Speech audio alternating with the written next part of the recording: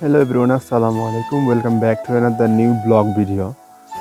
So আসলে আমি another new blog video বলেছি, তারপরে আমার কোনো আসলে এর আগে কোনো ব্লগ ভিডিও মেক করিনি। সো আজকে যাচ্ছি জকিগঞ্জের ফুলতলি, আর একটি ওয়াজের প্রোগ্রাম আছে। সো সেখানে লক্ষাধিক মানুষ হয়, আমি যা শুনেছি বা ভিডিওগুলোতে যেগুলো দেখেছি।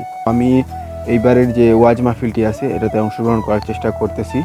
সো এখন আমি রওনা দিয়েছি, এখন হচ্ছে ঘড়ির টাইম ফুল 7টা বাজতেছে। So let's start now.